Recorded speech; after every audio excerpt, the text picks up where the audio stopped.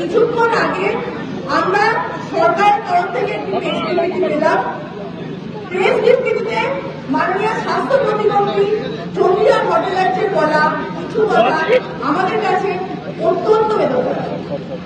প্রথমত, তারা বারবার স্বাস্থ্য পরিষেবা নিয়ে তাদের চিন্তা প্রকাশ করেছে।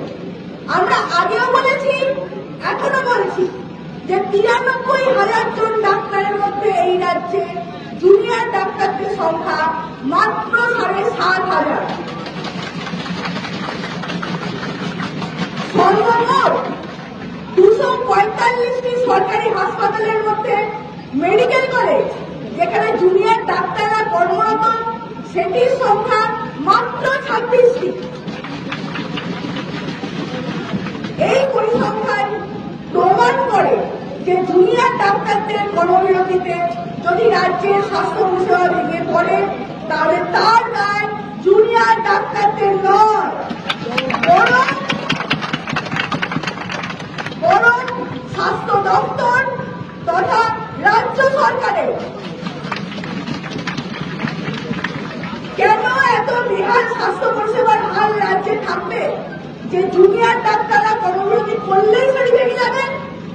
আমরা তো শিক্ষানবিশ মাত্র। শিক্ষানবিশরা কর্মবিরতি করলে যদি রাজ্যের স্বাস্থ্য ব্যবস্থা ভেঙে পড়ে, তাহলে সেই রাজ্যের স্বাস্থ্য ব্যবস্থার যে চূড়ান্ত বেহাল দশা তা বলার অপেক্ষা রাখে না।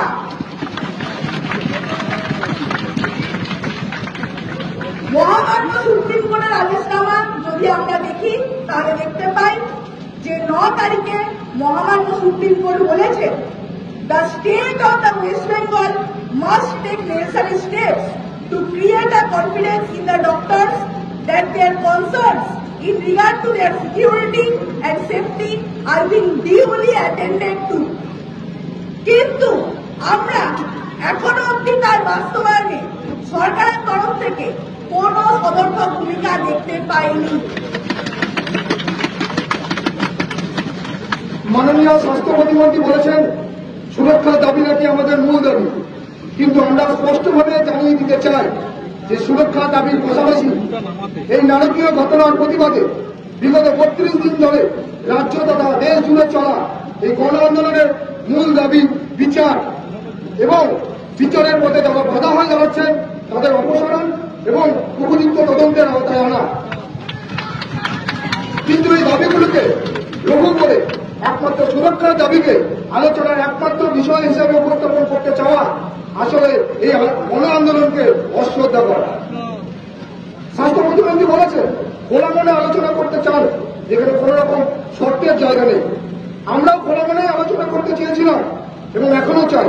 খোলা মনে আলোচনা করতে চাই বলে আমরা লাইভ মিডিয়া কভারেজের সামনে সম্পূর্ণ আলোচনা চেয়েছি, যেখানে পশ্চিমবঙ্গের সমস্ত মেডিকেল কলেজের মধ্যে থেকে অন্তত 30 জন প্রতিনিধি উপস্থিত থাকবেন। আমাদের বোনের সাথে যে নারকীয় পাশবিক অত্যাচার হয়েছে তার বিচার চেয়ে 32 দিন রাজপথে থাকার পরেও মাননীয় মুখ্যমন্ত্রীর সাথে খোলা মনেই আমরা আলোচনা করতে চেয়েছি। মাননীয় স্বাস্থ্য প্রতিমন্ত্রী বলেছেন যে আমরা ভোর 3:49 মেল পাঠিয়ে রাজনীতি করছি। অভয়ের মৃত্যু আমাদের ঘুম কেড়ে নিয়েছে। আমরা রোদ জল ঝড় মাথায় নিয়ে বসে আছি রাস্তায়। এই পরিস্থিতিতে আমাদের কাছে রাত দিন সমস্যার এক। আমরা দ্রুত সমস্যার সমাধানের মাধ্যমে কাজে ফিরতে চাই। আজ এই অবস্থায় রাত 3:49 মেল করে মুখ্যমন্ত্রীর সঙ্গে দ্রুত আলোচনায় সমস্ত বিভ্রান্তি দূর করা আমাদের কাছে এক ইমার্জেন্সি বিষয় ছিল, কোন রাজনীতি ছিল না। যেভাবে আমরা ভোর 4টেতেও রোগীর প্রাণ বাঁচাতে ছুটে যাই, সেভাবেই রাজ্যের স্বাস্থ্য ব্যবস্থা রক্ষা ব্যবস্থা বাঁচাতে ভোর 4টের সঙ্গে ছুটে গেছিলাম আমরা। যারা এর মধ্যে রাজনীতি দেখছেন তারাই আসলে রাজনীতি করছেন। আমরা সবসময় আলোচনার জন্য প্রস্তুত। মাননীয় স্বাস্থ্য প্রতিমন্ত্রী বলেছেন, গতকাল মুখ্যমন্ত্রী সন্ধ্যে 7:30 অবধি অপেক্ষা করেছেন, যা আসলে আমাদের জানানোই হয়নি। আমরা আজ ভোর 3:49 মেল করার পর বিকেল 3:23 তার উত্তর পাই। তারপরে আমরা আন্দোলনকারী জুনিয়র ডাক্তারদের সমস্ত অংশের প্রতিনিধিত্ব নিয়ে মাননীয় মুখ্যমন্ত্রীর সঙ্গে পূর্ব নির্ধারিত 5টি দাবিকে সমান গুরুত্ব দিয়ে আলোচনায় বসতে চেয়ে আবার মেল করি। সেই মেলের উত্তর এখনো আমরা পাই না। আমরা এখনো রাজপথে অবস্থান করব আমাদের সমস্ত অংশের, সমাজের সমস্ত অংশের জনগণের সাথে। আমরা এখনো অপেক্ষায়।